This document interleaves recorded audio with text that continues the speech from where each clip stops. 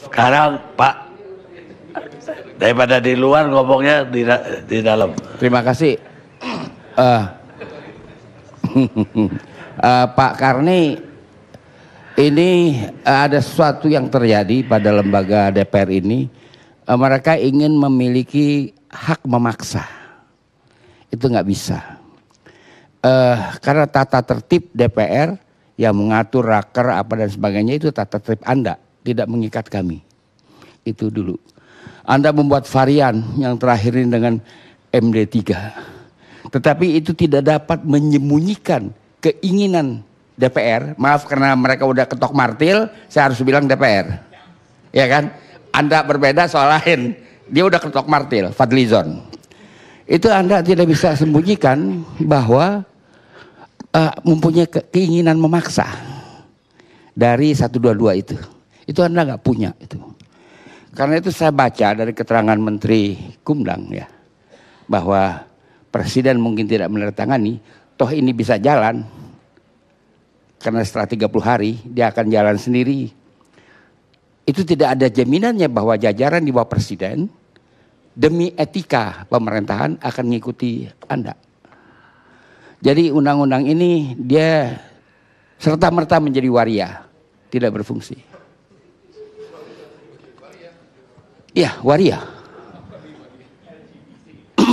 Jadi ini mengherankan saya kalau saya analisis struktur kekuatan-kekuatan fraksi yang menolak, ya kan. P3 memang berpengalaman walkout, teknis walkout P3 alami karena itu ya zaman saya. Jadi tata tertib walkout Anda kuasai karena pengalaman. Nasdem memang baru kan, jadi nggak apa-apa lah, jangan kita omelin. Jadi yang pokok ya, tidak ada di dalam sejarah perwakilan di Indonesia, di Hindia Belanda itu lembaga perwakilan keberatan untuk dikritik. Volksraad yang berdiri 1918 itu 20 dipilih. Omar Said, Haji Omar Said, Tamrin itu kan dipilih. 40 baru diangkat. Haji Omar Said menyerang Volksraad habis-habisan padahal dia anggota. Dia mengatakan, ini apa Volksraad? Ongkos ganti kereta api saya dari Surabaya ke Jakarta aja kagak dibayar. Karena nggak ditanggapi, pada waktu satu sidang Volksraad yang dihadiri oleh Gubernur Jenderal, dia ulangi lagi di situ. Nggak ditangkap dia. Artinya tidak dititipkan ke polisi ini supaya orang ini disandera kan gitu kan. Dan juga saya tidak mengerti di dalam bahasa hukum kita ada sanksi, jenis sanksi yang disebut sandera. Ada bahasanya di situ sandera. Ada bahasa Belandanya gizeling. Tapi di dalam KUHP kan nggak ada sandera. Nggak ada.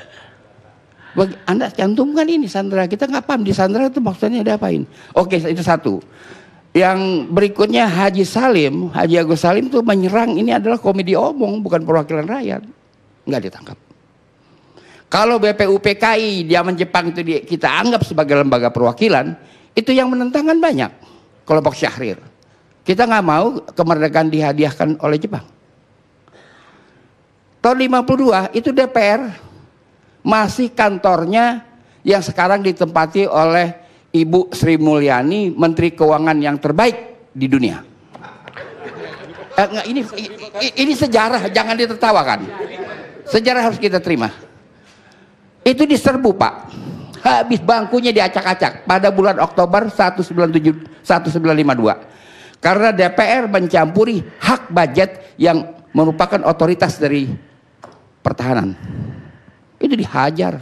DPR itu hancur semua gedungnya. Dan Anda masuk ke gedung itu, kan Anda duduki atap DPR. Apa itu kan penghinaan? Atap yang paling tinggi Anda duduki, itu kan penghinaan. Penghinaan terbesar. Sekarang orang melakukan kritik tidak boleh. Anda bicara dengan hati nurani Anda sendiri. Ini yang mengherankan saya. Mengapa fraksi yang selama ini dianggap dianggap melawan pemerintah, kok begini gitu kan, orang kecewa. Kok tiba-tiba P3 yang memang bergelayutan kepada pemerintah karena hidupnya bergantung kepada SK Kumdang. Dulu Pak, dulu sekarang udah lagi. Ya. udah saya. Udah saya. Ya syukurlah. Jadi kok Anda bisa independen dalam berpikir. Ini satu hal yang akan mengejutkan masyarakat pemilih, sikap Saudara Supratman yang mewakili Gerindra malam ini. Akan membuat Anda begitu mati-matian membela hak DPR untuk menyandera Saudara Saur. Emang kok mau disandera? Kayaknya.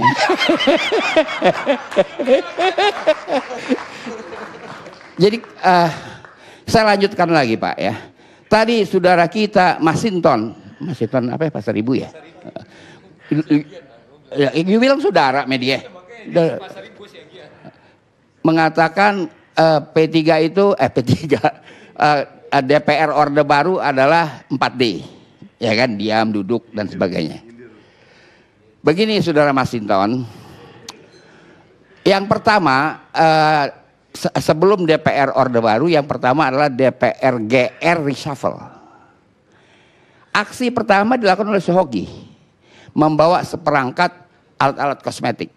Artinya DPR itu waktu dianggap waria, kan berat penghinaan itu. Enggak ada yang marah. Yang kedua adalah Mukti Ali, Menteri Agama sedang berpidato menjawab pemandangan umum babak kedua terhadap undang-undang perkawinan. Itu diserbu. Menteri Mukti Ali dikejar-kejar Pak. Jangan salah paham. Ketua DPR dikejar-kejar Pak. Jangan salah paham.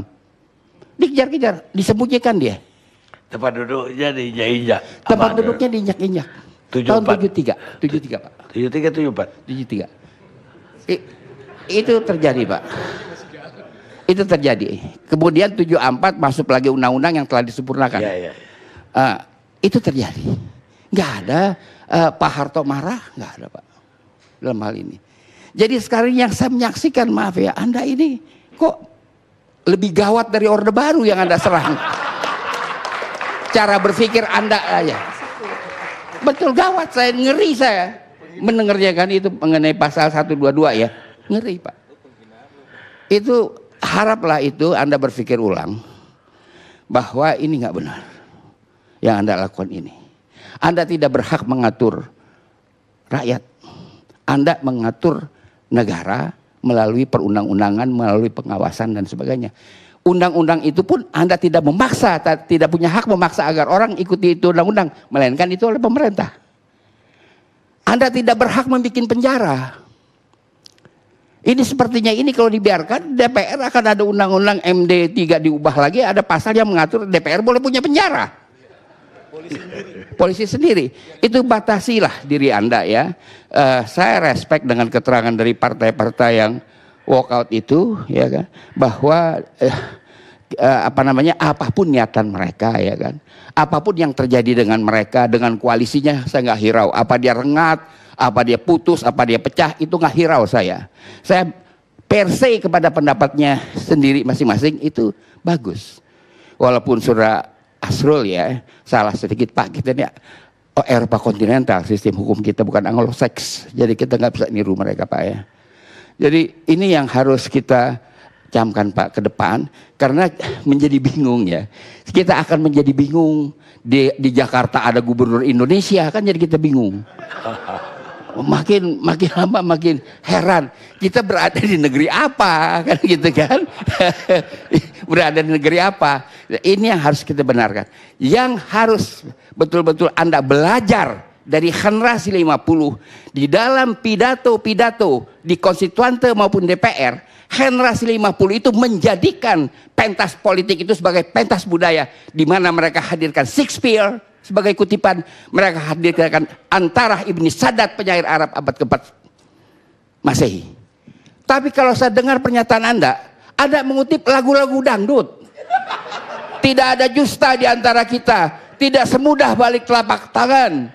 Apalagi kemudian ngeri-ngeri sedap, itu yang Anda kutip. Lalu yang tadi dari ketua MPR kita dengar yang baru, entah dia pungut dari mana itu omongan. Itulah politik. Loh kok politik kayak gitu? Itulah politik, itulah politik. Loh politik kayak gitu, emangnya gua kagak belajar politik apa? Nah ini yang Pak ya, quality yang dituntut oleh dua kawan kita ini. Dari Nasdem oke. Saya nggak berpihak Pak. Biar kata Nasdem kalau dia oke, dia oke. Ya kan? Dari Nasdem oke. Jadi kita menginginkan quality yang ditingkatkan. Pak, dari kami dari rakyat ya kan, menghadapi hal yang lebih bagus lah ya, lebih indah. Jangan kejuaraan sepak bola Piala Presiden itu berulang kembali ya kan. Gubernur kagak boleh naik ke atas pentas. Itu udah Pak, malu Pak. Malu hal-hal itu harus dilakukan. Jadi perbaikilah negeri ini ke depan, ini memerlukan kualitas. Ke depan pembangunan Indonesia bukan mengandal kepada infrastruktur yang udah pada hancur padahal itu belum dipakai. Jalan tol sudah menjadi toleran, jalan tol untuk lebaran. Toleran, jalan tol untuk lebaran. Karena tidak ada produk yang diangkut. Ya kan? Ke depan Indonesia mengandalkan kepada brand power development. Tidak ada cerita dengan infrastruktur, omong kosong itu.